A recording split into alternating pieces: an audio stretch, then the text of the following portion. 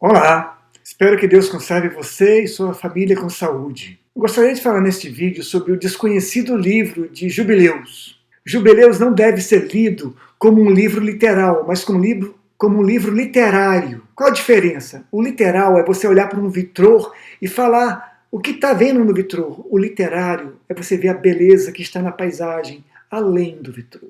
Jubileus tem sido um livro bastante controverso e suas origens ainda são bastante desconhecidas e motivo de muito debate. Conhecido como Pequeno Gênesis, ele conta mais detalhes sobre pessoas, eventos e fatos acontecidos em Gênesis, que é o livro de Gênesis, na Bíblia cita. No livro, a cronologia ela é datada em jubileus, em múltiplos de 7. Jubileus são períodos de 49 anos, separados por períodos de 7 semanas, anos, onde cada dia é um ano. Então nós vamos fazer assim, nós vamos falar primeiro sobre o livro em si. Depois contaremos alguma coisa da história de Jubileus, o que o livro fala, né? Depois falaremos sobre o motivo da exclusão. Por que, afinal de contas, se ele é um livro interessante e tal, por que ele não está na Bíblia? E por último, e mais importante, a sabedoria que ele contém, que mesmo não sendo uma literatura bíblica, ela não é antibíblica, ela pode ser extra-bíblica. Então vamos falar primeiro do livro. Católicos romanos, protestantes, ortodoxos russos e ortodoxos gregos consideram esse livro um livro apócrifo, um livro desconhecido. Eles não consideram esse livro um livro canônico. Porém, os cristãos etíopes e os beta-judeus, que são chamados os judeus etíopes, o consideram um livro inspirado e o têm como sagrado. Origem. Os manuscritos mais antigos são datados de cerca de 200 anos antes de Cristo, embora os estudiosos o considerem mais antigo ainda, porque rabinos mais antigos, anteriores a essa data, citam o livro dos Jubileus. Data. Ele foi escrito originalmente em hebraico. Cópias mais antigas são escritas em um tipo de grego lido e escrito na Etiópia, cerca de no 5º século antes de Cristo até o primeiro século depois de Cristo. Porém, há um livro escrito em hebraico que contém cerca de 2/3 de Jubileus que foi datado no século 8 antes de Cristo. Local. O livro fala que Moisés escreveu Jubileus no Monte Horebe, enquanto ele esperava, e durante 40 dias e 40 noites, onde ele ficou em jejum de água. Interessante, ele foi um jejum absoluto de água e de alimento, não é recomendado para ninguém, a não ser por uma inspiração direta divina. É um negócio muito perigoso, enquanto ele esperava ali os 10 mandamentos. Ele ficou ali e durante esse período ele escreveu os Jubileus. Diz também que foi o arcanjo Miguel que entregou esse livro a Moisés. Miguel teria falado da boca dele, mas é inspirado por Deus para Moisés escrever. Contudo, hoje em dia, isso aqui já se sabe que não foi Moisés, não pode ter sido Moisés, foi provavelmente algum fariseu que escreveu na cidade de Alexandria, no Egito. Autor. O livro diz que, e o anjo da presença, que é o arcanjo Miguel, falou com Moisés conforme a palavra do Senhor, dizendo, e aí continuou o livro. Então se trata de um livro pseudo-epígrafe. Ele não é um livro escrito por Moisés, mas é um livro pseudo-epígrafe. Pseudo-epígrafe são livros cujo autor adota o nome de alguém relevante, alguém importante, alguém ilustre do passado, ou para dar mais importância ao seu texto, ou então como uma forma de homenagear a pessoa que ele escolheu. Um tipo de dedico este livro a, no caso aqui, Moisés. A história. Em minha opinião, é um dos livros mais brilhantes e mais interessantes que a antiguidade produziu. Conta em maiores detalhes coisas da criação, eventos, sobre pessoas, até Moisés. Por exemplo, fala muita coisa sobre a criação. Jubileus capítulo 2, versículo 2 diz assim: porque no primeiro dia, ele, Deus, criou o céu, que é acima, e a terra e as águas, por todos os espíritos que o servem, os anjos da presença, a luz, os anjos da santificação, os anjos do espírito do fogo, os anjos do espírito do vento, os anjos do espírito das nuvens, os anjos da escuridão, os anjos da neve, os anjos do granizo, os anjos da geada, os anjos das vozes dos trovões e dos raios, e os anjos dos espíritos do frio e do calor, e do inverno e da primavera, e do outono e do verão, e de todos os espíritos de suas criaturas que estão nos céus e sobre a terra e nas profundezas do abismo, e a escuridão, e todos os espíritos da terra e da noite, blá, blá, blá, blá, blá, e a luz e a aurora da manhã, e o dia, e tudo se fez com conhecimento do seu coração e da sua mente. Esse dia, obviamente, não é um dia literal. Nada no livro de Jubileus é literal. Então Deus teria criado todos os anjos, que são espíritos também, né? A Bíblia fala que anjos são espíritos ministradores. Então anjos são espíritos. Jubileus capítulo 3, versículo 15 nos diz assim: e na primeira semana do primeiro jubileu, Adão e sua esposa estavam no jardim do Éden por 7 anos, lavrando-o e mantendo-o, e nós os demos trabalho e os instruímos a fazer tudo o que é adequado ao plantio. E a narrativa continua. O que está dizendo aqui? Que eles ficaram no Éden durante uma semana que tem 7 anos. E que os anjos instruíram Adão e Eva como manter o plantio. E durante esse período, eles tiveram filhos e filhas. Outro fato interessante é que Jubileus cita o misterioso livro de Enoque, né?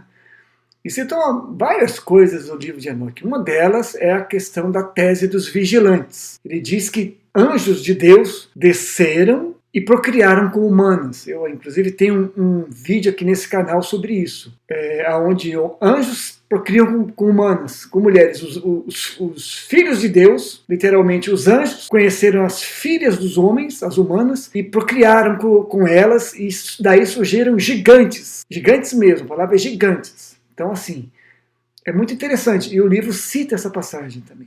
Há uma escritora estudiosa norte-americana chamada Elizabeth Prophet, e ela tem uma tese interessante. E de vez em quando, diz ela, nasce uma criança que possui alma não humana e DNA humano. E esses seriam os psicopatas. Psicopatas, segundo ela faz um estudo interessante no livro. É interessante. Os psicopatas, para ela, são pessoas que não têm empatia, não porque não tem um problema. O cérebro deles é perfeito. Se você perceber bem, o cérebro deles é diferente dos humanos, mas não tem problemas. Eles simplesmente não entendem por que os humanos não gostam de sofrer. É mais ou menos essa a tese dela. É um negócio interessante da gente pensar, né? Eu diria que tem... Se fosse para listar pessoas que não são humanas e que têm DNA humano, eu citava algumas. E algumas delas são políticos e sacerdotes. Além de psicopatas e todo tipo de criminoso que tem por aí, que a gente sabe. Nos fala também sobre o dilúvio e o fim da raça de Caim, a descendência de Caim, onde nesse momento ali, antes do dilúvio, houve uma depravação total e Deus então determina que seja extinta a descendência de Caim, dando oportunidade às pessoas que quisessem entrar na arca de se salvarem, coisa que não aconteceu. Princípio antrópico. O que é isso? A física apresenta uma interessante teoria que diz que no primeiro segundo após o Big Bang, tempo e espaço surgiram, e que logo equações matemáticas de todas as espécies se apresentaram a fim de formar um sistema ordenado e com funcionamento harmonioso para trazer ordem e a possibilidade de existência desde átomos até galáxias inteiras. Esse sistema se opõe ao caos anárquico do vazio sem sentido e sem propósito. Os físicos acreditam que esse sistema visava a possibilidade de vida. E o interessante é que o princípio antrópico está em cada página, em cada letra do livro de Jubileus, onde o Criador cuida de sua criação com zelo e com amor. Motivo da exclusão. Os essênios consideravam Jubileus um livro inspirado. Quem eram os essênios? Os essênios eram a seita judaica que existiu ali entre o século II e o ano 70 depois de Cristo, que pregavam o isolamento, né, a clausura, e esperavam o Messias apocalíptico. E eles existiram ali na região da Palestina, perto da cidade de Qumran. Nessa cidade de Qumran foram encontrados inúmeros, disse que foi a descoberta antropológica mais importante do século XX. Se encontraram fragmentos e livros inteiros da Bíblia, incluindo o livro de Isaías, por exemplo. E muitas coisas foram encontradas ali. Nesses locais, onde os essênios guardavam seus livros, foram encontrados cópias e cópias do livro de Jubileus, provando que eles tinham e replicavam seus livros e que acreditavam que esse livro era um livro sagrado. Fato interessante é que tanto Jesus quanto João Batista provavelmente pertenceram a essa seita. Entretanto, há coisas nesse livro inaceitáveis para os antigos rabinos judaicos, tornando a sua aceitação pelos mais tradicionais, completamente impossível. Por exemplo, os anjos. Né? Há muita citação de anjos. Fala-se de anjos o tempo todo. Vocês viram que eu li, foram criados anjos com todos os nomes, de todas as espécies no primeiro dia. Esses anjos, eles interferem diretamente o tempo todo na humanidade, na história humana. Os rabinos, os judeus, os sábios da antiguidade falaram: isso não é possível. Deus não precisa de intermediários. Deus age e fala por si mesmo. Ele age e fala sozinho. Então, esse papel muito importante, de grande relevância que é dado aos anjos, incomodava muito, deve ter incomodado muito os antigos sábios. Há uma entidade chamada Mastema, que é poderosíssima. Muito. Ela quase faz frente a Deus. Para esses sábios era inaceitável a existência de uma entidade tão poderosa semelhante a Deus. A existência de uma entidade do mal quase tão poderosa quanto Deus. No monoteísmo judaico-cristão, Satanás não é páreo para Deus. Ele não é um concorrente de Deus. Não é o mal absoluto quanto Deus é o bem absoluto. Ele é um querubim de luz caído, muito poderoso, mas semelhante a Miguel, um arcanjo. E apenas isso. A sabedoria, embora não seja canônico, ele tem muita sabedoria e tem muitas coisas que nós devemos ler e observar com atenção nesse livro. O homem junco. Por que esse escritor dedicou esse livro a Moisés? Há uma expressão antiga, muito antiga entre os rabinos, que é a seguinte: homem junco. O que vem a ser um homem junco? Homem junco é uma pessoa que é vazia de si mesma, uma pessoa que se esvaziou, permitindo que Deus fluísse através de si. Moisés era um desses homens. Emanação.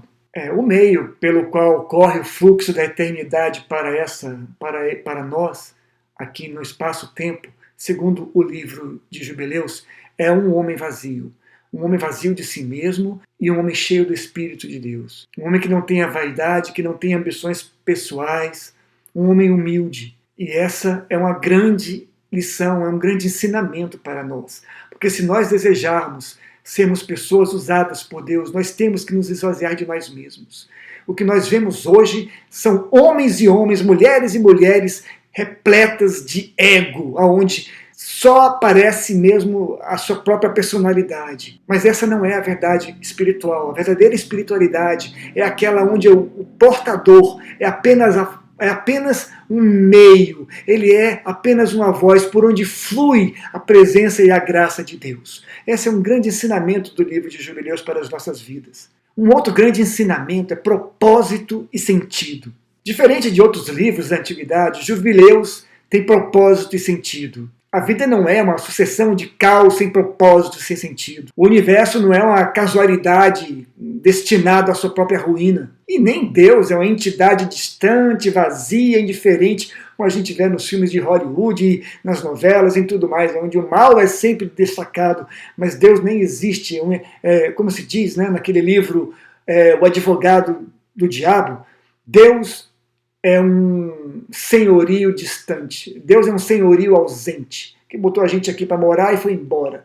No livro de Jubileus, Deus é presente, é atuante, tem propósito e sentido, e dá sentido e mostra o propósito da vida das pessoas que realmente desejam conhecer isso. Predestinação. O livro de Jubileus é de uma predestinação de dar inveja a qualquer calvinista, né? Cada detalhe, cada mínimo detalhe da existência do universo é guiada por Deus. Nada escapa ao seu controle absoluto. Até mesmo quando o mal faz alguma coisa, quando acontecem coisas ruins, essas coisas ruins vão se transformar na bondade que ele deseja. Até mesmo quando o mal atua com a permissão e dentro do propósito e do plano de Deus. Isso está em conformidade com os planos de Deus. O propósito de Deus não pode ser falhado, não pode ser reduzido e nem pode ser abstraído. Os planos de Deus se irão cumprir. Eu costumo dizer que a frase Deus tem um plano nas nossas vidas não é bem assim. Eu diria que Deus tem um propósito nas nossas vidas. Qual a diferença? A diferença é que, por exemplo, eu quero chegar em Fortaleza e faço os meus planos. Mas os planos podem mudar. Eu posso decidir parar, por exemplo, no caminho, na Bahia, que é um estado lindo, maravilhoso, terra do meu amigo Gabriel. Um grande abraço para você e sua família, meu querido. E a gente pode passar ali para comer uma peixada baiana. Mudei o plano, mas o propósito continua. Eu vou chegar no Ceará, nas praias de Fortaleza, que são maravilhosas. Esse é o meu propósito. Os planos podem mudar. Então, Jubileus é esse livro. É um livro cheio de amor, cheio de coisas positivas, onde os seres humanos são pessoas que têm propósito, onde Deus atua. Eu gosto muito desse livro, tá? Porém, não é um livro canônico, não é um livro inspirado. Essa é a minha posição. Mas é um livro muito interessante de se ler, ok? Deus abençoe sua vida. Sou o pastor Paulo Tide. Grande abraço e a gente se vê pelo caminho.